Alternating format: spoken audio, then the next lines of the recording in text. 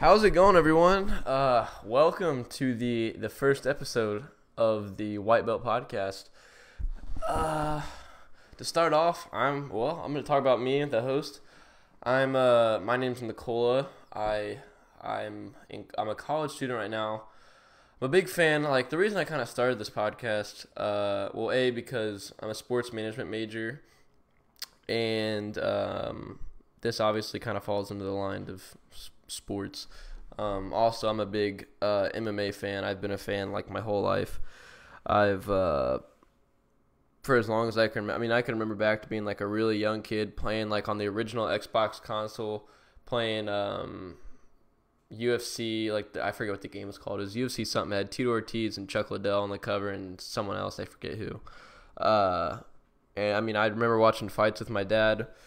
We used to watch like old Frank and Ken Shamrock fights. We would watch like old Pride fights with Fedor, Vanderlei.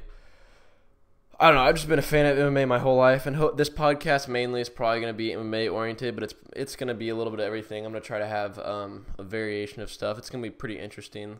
I'm going to hopefully get some people on here. I want to get some friends on here and some people I train with, jiu-jitsu and stuff like that. I don't know, just people to talk to about MMA or whatever it may be, whatever the top may be, because it's going to be MMA oriented, but it can range from anything. Another influence would be the Joe Rogan podcast. I listen to Joe Rogan all the time. I listen to Brendan Shaw, Below the Belt. Occasionally I'll listen to UFC Unfiltered. So I don't know. I listen to a lot of podcasts. I listen to the Sean O'Malley, his Sugar Show podcast or whatever it's called. But yeah, that's kind of how and why I got into this.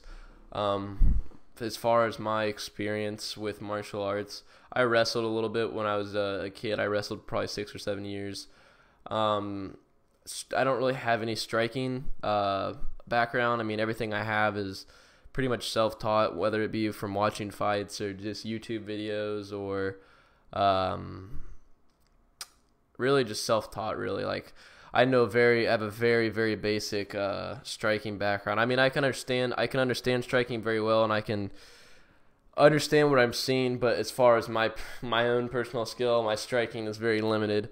I can throw one a roundhouse kick, and that's it with my right leg. But I'd like to think for an average person, I have pretty decent hands, but nowhere near in comparison to a fighter. But I also started training jiu-jitsu probably like 7 months ago. So that's kind of how I got the name The White Belt Podcast, is because I'm a white belt in jiu-jitsu, but I also want this podcast to be like for everyone. It's like a white belt is like in most martial arts, the entry level, the beginner podcast, and I want this to be basically for everyone, like nothing too crazy, too complex, but something that everyone can enjoy and get into. But yeah, that's pretty much it. That's it about me. I guess we should probably get into a lot. There's a lot of big things happening right now in the MMA world. With 229 coming up, what's today? Today's Wednesday, and 229's on Saturday. Obviously, that's gonna be probably the biggest pay-per-view card of the year. You have Conor McGregor and Khabib. It's set up to do like the biggest pay-per-view numbers that have ever happened.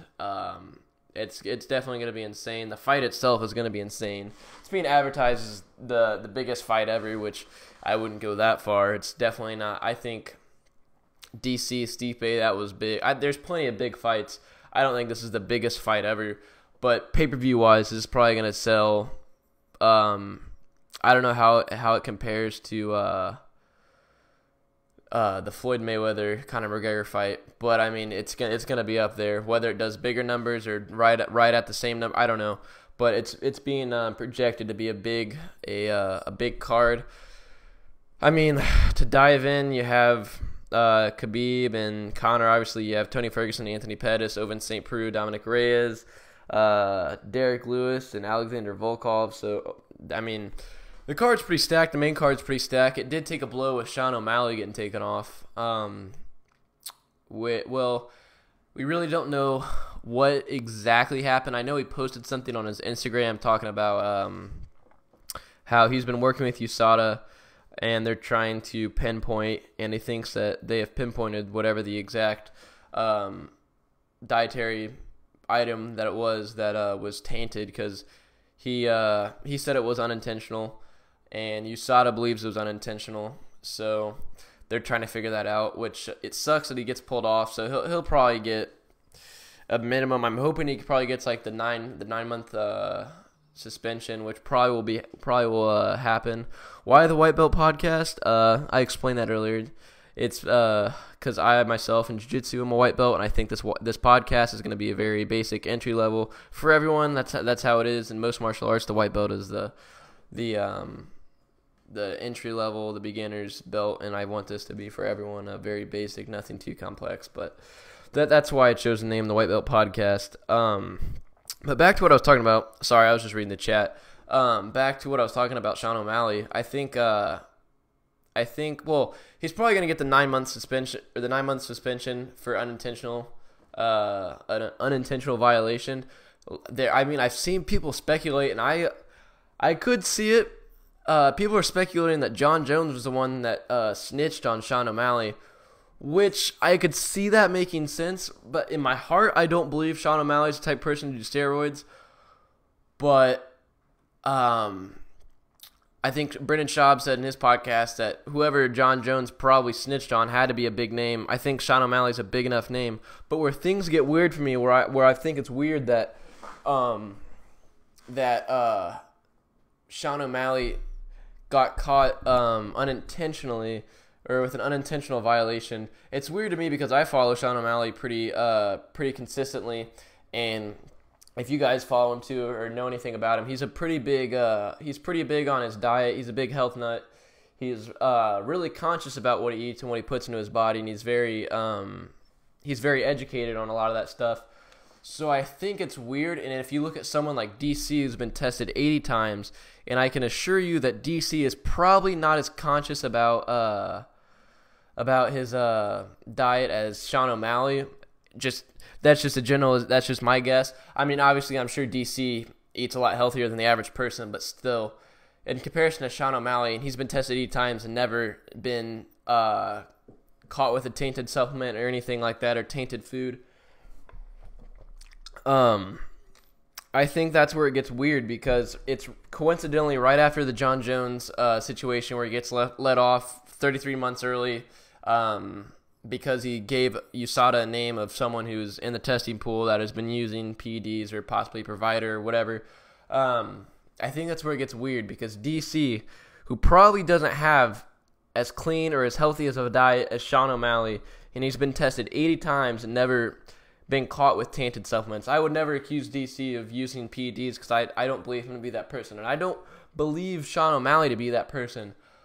But it's just weird because someone who's so conscious about what he puts in his body, about his diet and his healthy lifestyle, and he's so well educated on a lot of this stuff. I think it's weird that coincidentally it happens right after the news gets out about John Jones giving USADA a name, and then he's obviously a big name. People predicted that it'd probably be a big name, and I don't know. I think that's weird. It sucks for 229 because the Fox main event that definitely takes a blow to the card, and it sucks for Sean O'Malley, and it sucks for fans like me who like to see Sean O'Malley fight. Did I hear about the big fight in China? No, please tell me about the big fight in China. I'm unaware.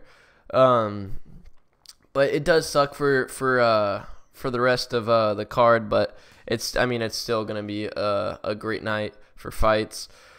As far as my predictions for Conor and Khabib, I think it go either way, and I think a lot of people see it going either way. I think for Conor, his shot at winning, he has no other shot than knocking Khabib out. I mean, that's just, I think almost everyone can agree on that. I think if Conor's going to knock Khabib out, I think it has to be within the first to third round. And if Conor, the later the fight goes, I think that window of opportunity for Conor gets smaller and smaller, and for Khabib it gets greater and greater, because we all know Khabib obviously has a great gas tank. We know Conor doesn't have the best gas tank. And I think once Conor, if he does gas out and gets in the later rounds, gets in the championship rounds, I think that I think that's when Conor's window kind of decreases, and I think that's where Khabib's window opens up, because Khabib could eventually, he just wears out Conor. And we've seen what happens when Conor gets tired, especially in the Nate Diaz fight. Once Conor gets tired, he's not gonna be able to throw those hands as heavy. He's not gonna have the same explosive power that he needs in order to win. And I don't know. I think once it gets later on, I think that's where things start to open up for Khabib. And I mean, we've seen Conor face good wrestlers, and we've seen Conor be successful against really good wrestlers like Chad Mendez. Eddie Alvarez isn't a bad wrestler. Nate Diaz, obviously, he's not really wrestling, but grappling, jiu-jitsu, that whole background. Nate Diaz obviously is he's very skilled on the ground. And we saw what happened with Conor once things went to the ground. And I think when you look at Khabib, if you look at Khabib and you think about world-class grappling, world-class wrestling, world-class ground game, I think there's world-class, and I'm sure plenty of other people can agree on this. There's world-class grappling and ground game, and then there's Khabib. And I think that's where things get tricky for Conor, because we've seen Conor go against world-class people that are on the grapplers and ground game. With Nate Diaz, we saw him lose to Nate Diaz, and then we've seen him be successful. I mean, obviously it took a little bit longer than in other fights with Chad Mendez, but Conor also won that fight. But I would probably say that in terms of wrestling, Chad's probably better than Nate, but in terms of ground game in general, Nate is better than Chad. And I think once things get on the ground, and I think Khabib is much better than Chad at getting Conor to the ground. I think he'll be a lot more successful than Chad was. And then I think once he gets on the ground, once he gets him on the ground, I think it's like Nate Diaz on a whole nother level. I think, not even in terms of submissions, just in terms of control on the ground, the pressure he has, the constant pressure, the strikes. And people don't even really realize that even though Khabib's ground and pound is very good, people don't realize that he has really good submissions too. So I think once that fight goes to the ground, I think it gets very, very hard for Conor to win. So if I had to put money on it, if it lasts between the first and third round, I'm saying Conor wins by knockout. But if it goes on past that, I'm either saying Khabib by TKO from ground and pound, or probably unanimous decision win for Khabib, because I don't know. I think it just all depends on where at in the fight or how far the fight goes. I think that's where that's how you can kind of gain an idea of who's probably going to win. For the Tony Ferguson and Anthony Pettis, I like both fighters. I'm probably going to have to go. I don't know. This is going to be tough because Anthony Pettis has been fighting really well recently. But Tony Ferguson, man, he's an animal on the ground too. I think, and Tony Ferguson's very well rounded. I think that I'm probably going to go with Tony Ferguson on via submission. Ovince St. Preux, Dominic Reyes, I don't know. I honestly don't know. I'll probably go with Dominic Reyes, unanimous decision. Derek Lewis and Alexander Volkov. I'm going to click on this. I want to see the breakdown here. Volkov only has 1 inch on Derek Lewis for his reach, which is very interesting because I'm not exactly sure how tall Derek Lewis is. He's probably like 6'2", 6'3". Actually, I'll look that up real fast. But I know Volkov's like 6'6", 6'7". Derek Lewis is 6'3", so that's pretty interesting that that Volkov's reach is only 1 inch more than Derek Lewis when Volkov is 6'7". 4 inches difference in height, but 1 inch in reach. So that's interesting. I'm probably gonna go with. I'm gonna say Derek Lewis knocks him out. I don't know what round. I'm just gonna go with Derek Lewis by knockout. But yeah, that's really it. That's the only things that are the only fights that really stand out to me on that card. like I said, it sucks that what happened with Sean O'Malley, but I don't know. And then over to UFC 230, we did see that the UFC did fill up their main event spot, which many people speculated, including myself. I believe that it was probably going to be Jon Jones, because it's the biggest. UFC traditionally is known for their Madison Square Garden cards being their biggest cards of the year, the most stacked cards of the year. And a lot of people speculated with just the coincidence of everything lining up with Jon Jones, his suspension. The way it ends, it perfectly lines up with the biggest card of the year, and Jon Jones being from New York. A lot of people speculated. I even believed it. I know Brendan Schaub, he put a good case up for it. But they filled the main event spot for the women's flyweight championship between Shevchenko and Eubanks. I thought that fight was happening. I think it was supposed to happen in December between Shevchenko and Joanna, but I'm not sure what happened. Maybe Joanna got injured. But now that's filled up. It's weird, though, because on the UFC website, even though I'm pretty sure it's been confirmed that that's going to be the main event, I'm not 100% sure on that. Don't quote me on that. But I'm pretty sure that that's been confirmed for the co-main event. The UFC website has not been updated. It still says to be determined. But you still have on that card, you have Jacare Souza and David Branch, Dustin Poirier and Nate Diaz, which Nate Diaz and Dustin Poirier were both pulling for the main event to be for the 165-pound title.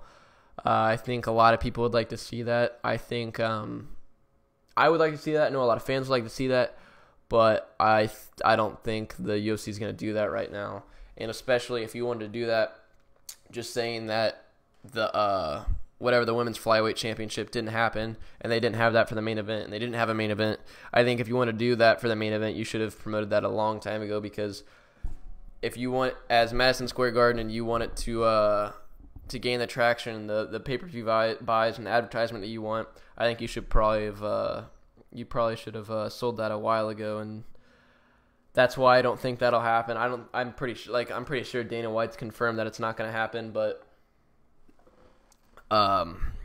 that fight regardless will be interesting. I think it's a tough one to call. Me being a Diaz fan, I want to say Nate Diaz, but I'll probably go Dustin Poirier, unanimous decision. Derek Brunson and Israel Adesanya, that is a very good fight. I'm going to go with Israel Adesanya. I think he's a very promising prospect. He's like 28 or 29, I'm not sure, but I don't know. Just he reminds me a lot of Jon Jones, the way, just the crafty and creativeness that he has there in the octagon. The ability that he has to his nickname's the style bender, the ability to just transition and move through different martial arts and disciplines and combine things together, and it so smoothly, the way it works out. I'm probably going to go with Adesanya on that. I like Derek Brunson, but I'm probably going to go with I'm going to hop on the hype train and go with Adesanya on that. It should be a good fight, though. That right there is I don't know. I think that'll be a good fight for sure. And then you have the Luke Rockhold, Chris Weidman fight. I want to say Weidman, but I'm probably going to go Rockhold. I think that's definitely going to be a good fight as well. Two former champions. So, I don't know. I think I'm going to go with Rockhold on that. That'll be a good fight, though. This card is pretty good, regardless of the main event, if it weren't the women's flyweight championship or not. I think that the card itself is very good. I think you could have done a lot better if you try to book Jon Jones. And I think this is where things get weird for me, because I know that Jon Jones has been, in the past couple months, he's been very calculated about what he puts on his social media and the things he says. And I'm going to pull this up. If you go to his Instagram, he posted a picture, I believe today or last night, and he or on his caption, yeah, it was him with some of the Jackson Wink guys. He put champion 2018, which could mean, this is just me taking a shot in the dark. I'm just going off of how calculated he's been with his social media in the past couple months. and how the approach that he has. I think that I don't know. I think that maybe John Jones might be having a fight by the end of the year, and a championship fight at that, because Daniel Cormier did mention that he probably believes that he'll be stripped of the light heavyweight championship. He mentioned on the Ariel Helwani MMA show that I think he confirmed for us that he has a fight with Brock in January. So he'll probably be stripped of his belt because they're not going to hold up a division that long. They already did that with the lightweight division with Conor and all that. I think they're probably going to strip him of his title, and I think they're either going to have a championship fight between John Jones and Gus, or John Jones and Romero. I don't know. I don't really think there's really anyone else that you could really have for a championship fight with John Jones. I don't know. I think it's either Gus, Romero, for the belt, or I don't know who else you could probably have. And then DC mentioned that he would like to fight John Jones probably. If he's fighting Brock in January of 2019, he said that he would like to fight John in March of 2019, and then I think in April that's like his retirement date. So he said he would like to aim for another fight with John, but we'll see what happens. If John does win if they do have a championship fight with John, and he does win, I could see it happen. I could see a third fight between him and DC. As far as, this is way too far. This is like a major jump right here. But if this were to happen and all this lines up, that DC gets stripped, John Jones, whoever he fights, he wins the title from, and they fight in January. I think it's tough to call who wins that fight. I'm probably gonna go with John, but DC's really he's been on a tear recently, especially with that fight with Stipe, and I don't think anybody expected that fight to go the way it did. I honestly believe that Stipe was probably gonna win, I just didn't think that the way DC would have won, or the way DC won, happened the way it happened. I didn't see that happening.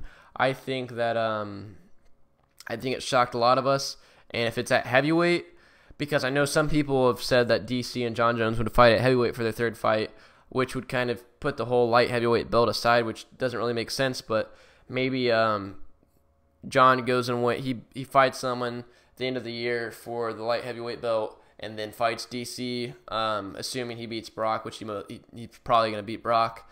Assuming he beats Brock in January, then they could fight in March for the heavyweight belt, which would be interesting. I would like to see John Jones fight at heavyweight, and I would like to see how him and DC, how that works out at heavyweight. I think DC has a greater chance of winning that fight, as opposed to light heavyweight, because I feel like that's more of his natural weight class. I think he's a lot better, even though he's a very good fighter at light heavyweight. I think that DC's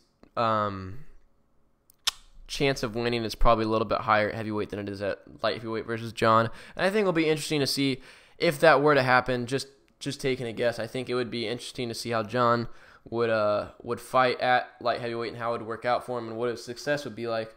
It'll definitely be a challenge for him because he's never fought there before, but it's going to be weird for him, probably to be a little bit slower and a little bit heavier, but the power that he had would be pretty scary, considering the type of fighter he is and the crafty and creative fighter he is. I think it would be interesting. I hope something like this happens. I could see it happening, whether it's at light heavyweight or heavyweight between DC and John again. I could see a third fight happening, just considering how things have been going for DC recently, and obviously with just a history between them two. Even though John's won both fights, I think no one's going to say no to a third fight between DC and John. I don't think anyone will, and I think it'll be interesting. I could see it happening. I very well could see it happening, but it'll be interesting to see how all that unfolds. But like I said, I do see John Jones probably fighting at the end of the year, before the end of the year, for the light heavyweight belt, because posted that hashtag champion 2018, and I think how calculated he is on his social media, I think it could mean something. And I don't know, maybe they add an extra fight onto that November card. I don't know. I'm just taking a shot at the dark. I don't know. I'm just rambling, honestly. But maybe they could do the women's flyweight, or they could replace the women's flyweight fight that they were going to do in December, the championship fight between Joanna and Shevchenko. Maybe that's where they're going to put a John Jones fight for the light heavyweight belt. I don't know. We'll see what happens, but it'll be interesting to see how it plays out. I hope something does happen to where John and DC do fight again. I think we'd all love to see that, but who knows? We'll see. I'm trying to think for other MMA news. I mean, we already knew this. We kind of got it confirmed though with UFC. Ortega and Holloway, that's going to be happening 231 December 8th. The UFC has not taken off Joanna and Shevchenko though. The women's title fight, they haven't taken that off on their website. I'm not sure if it's the 231. It's probably 232. I'm gonna have to look. It might be 232. But BJ Penn is coming back. He's gonna be fighting on the prelims. Let me see if I can find this. I'm not sure. I think that I know it's in December, but BJ Penn, I don't know who he's fighting. Let me look. I have to pull this up. 232. Here it is. I can't click on this for some reason. I don't know why. They don't have the fight card out. I'm not sure, but I know it's in December. BJ Penn will be fighting somebody. Then you have Jimmy Manuwa and Thiago Santos. That's also been added to 231. You have Eric Anders and Elias. I can never say his last name. Dudoro. I can never say it. But that'll be a good fight. I'm a fan of Eric Anders. I hope I'd like to see him win that fight. As far as Jimmy Manuwa and Thiago Santos, I think it's a big opportunity for Thiago. But I probably see Jimmy. I think I see Jimmy knocking him out. I don't know.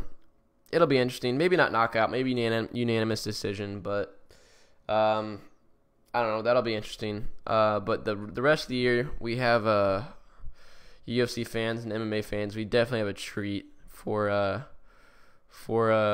the rest of the year. But it'll be interesting. Let me know if you guys are going to be watching the fight this Saturday. Leave it down in the comments. Let me know if you guys are going to be watching what your predictions are for the fight and how you guys seeing it play out.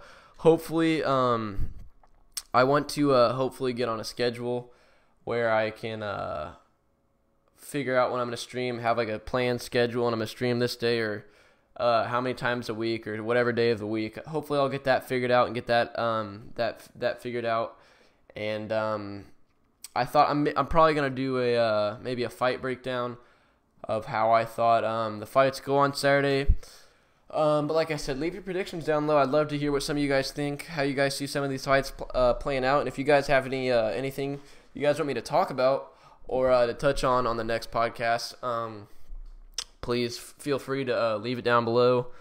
I'm going to be trying to figure out how to get the podcast on iTunes as well, and I'm hopefully within the next few episodes get some people on here so we can have multiple people on here for you guys to listen to and just get different perspectives on things, and hopefully get some good quality, interesting podcasts out there for you guys. I hope you guys did enjoy today. I really did enjoy talking. This was fun. I'm looking forward to doing this again. But if you guys haven't already, please subscribe. It really helps me out a lot. It helps me grow the podcast and everything. And if you guys do subscribe, and I believe you can turn notifications on, there's some way you can turn notifications on, so you guys can see whenever I go live or when I'm about to go live. But that will all you guys will all get notified of that. And like I said, I'll figure out a schedule of when I'm going to do a podcast and how many podcasts I'm going to do a week on what day. We'll figure all that out. But yeah, that's gonna wrap up today's podcast. Hope you guys did enjoy. I'll see you guys later. Peace.